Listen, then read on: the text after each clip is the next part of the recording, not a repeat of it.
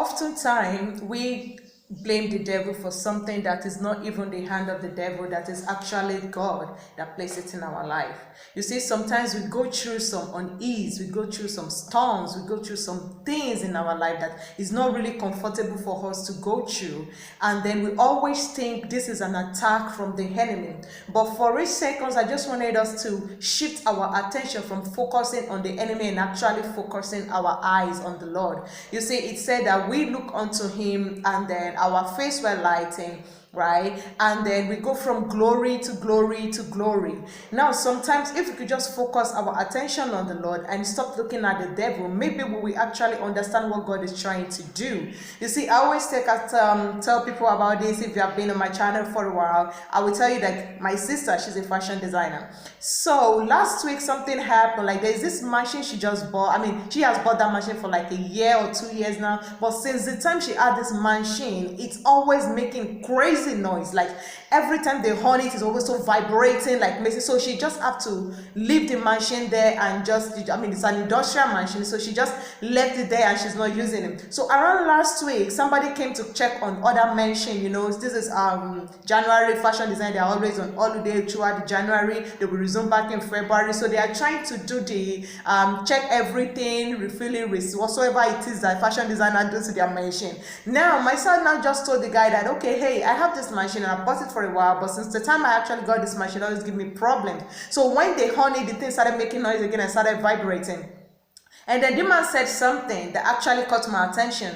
The man said, it is the way this machine was actually put together that I will need to bring this machine down and then refix it right back up. That there is absolutely nothing wrong with the machine. It's just the way it's being put together. You see, sometimes there is absolutely nothing wrong with us, but God still needs to bring us out in order to put us back up. You see, many times when God wanted to do something, there are some things in us that we don't even know that is there. Now, last week I had almost the same experience. My YouTube was getting crazy. Like, Airtel was removing my money like a 15-minute video. I've already 600 megabytes gone and I don't know what is going on. And then NIN has blocked my line and then I cannot actually say I wanted to call the customer care and made a complaint and ask them what is going on. So I decided, okay, let me check my phone. Maybe there have to be some settings since it doesn't do like that before. So while I was checking the settings on my phone, that is when I realized, you see, my YouTube always, the caption of it is always so tiny. There are many movies I wanted to watch, but because the caption, the subtitles always so that I could not read it. So I always leave it. And every time I wanted to download, they would keep telling me free up space.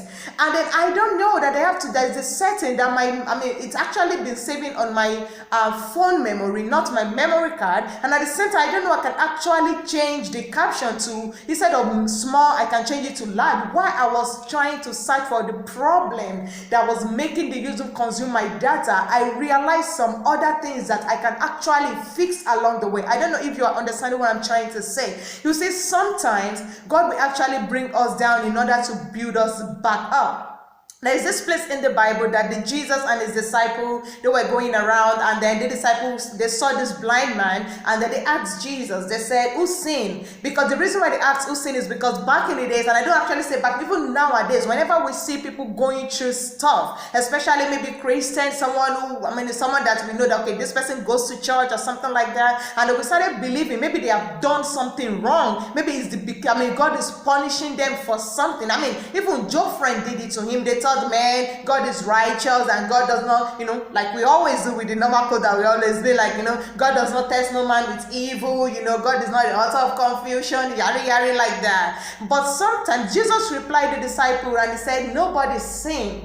He said it is for the glory of God to be revealed. Sometimes the glory of God wanted to be revealed through you. And while we are praying to God to take this demon, to take this storm away, to allow this thing to pass, God, if you can just relieve me from this. I wanted to encourage you, sister. I wanted to encourage you, brother, that if you can just ask God, what are you trying to bring out of this situation? What are you trying to do? What are you trying to teach me? What are you trying to correct? Where are you shifting my life? Because most of the time when we ask God for something, the answer to our question is God saying no. And sometimes we just believe that, okay, maybe it has to be this way, or maybe I'm the one who do something wrong. Sometimes we don't don't actually do anything wrong. Sometimes it's actually God trying to fix us, trying to bring something out of us. And then if we can just understand that, you see, many times when we are going through something, we'll be like, okay, maybe I've done something. God, what have I done? Or if we see somebody going through something, there is this particular scripture that I want to, it's very, very familiar scripture in the Bible. It's in the book of Mark. Yes, Mark chapter 1, I think from verse 19 and verse 13 to 19, where about when Jesus was being baptized in the river of Jordan by his cousin John. And then there is something that really amazing when he rose back up from the water, and then they talk about the Spirit of the Lord descend upon him like a dove, and then God affirmed him, saying, "This is my beloved Son, in whom I am well pleased." Do you know the chapter after that? The next verse after that, it was the Spirit of the Lord caught him up immediately and sent him onto the wilderness.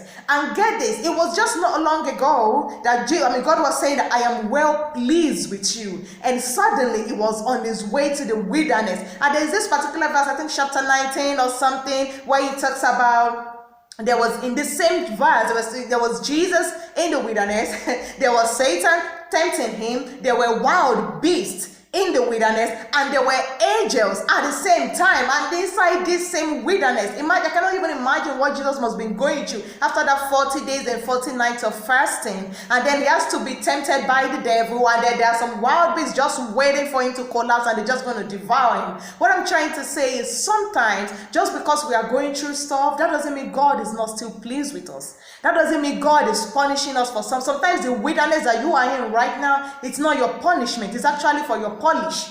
You see, God is trying to bring something out of you. Sometimes God will need to bring us out like that machine, because after that man was fixing that machine up, it was so funny that the guy was like, okay, you need to change this thing. This is not the reason why he's making noise, but if you wanted it to last, if you want to use it very well, change this place, because while he was remolding it back up, he was seeing some things that it needs to be fixed. And that is most things that God did sometimes, especially for our new born again Christian, that they just became born again and their life was going upside down. You see, often the time, the person that you were, we read the scripture about how all things is past, behold, all things are brand new. Get this, for it to be brand new, God will need to take away the filthy garment that is upon you, and then wear another new garment upon you. It's going to change the face that is covering your face, and it will change that face to something that is glorious. So sometimes God will need to bring you down in order to pull you back up. That was why Jesus said to the disciples, he said, nobody's sin, but it is for the glory of the Lord to be revealed. So I want you to know that whatsoever you are going through right now, it is not your punishment.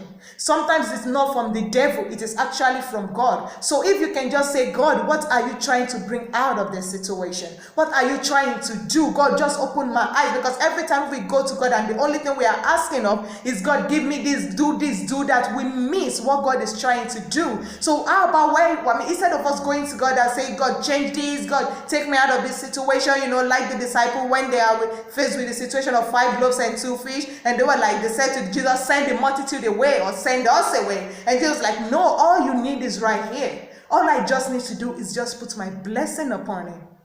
So if we can just ask God, like, Lord, show me what you are trying to do. Ask God for his insight. Because we have the Spirit of the living God, the Spirit that searches through all things, even the deep things of God. So that means the Spirit of God knows the heart of God. So he can reveal it unto us. Because in 1 John 1, it talks about how how Jesus Christ is being made manifested unto us. So what I'm trying to say is, sisters, brothers, I think, while we're asking God to relieve us, ask God to show you what he's trying to do in this wilderness in your life.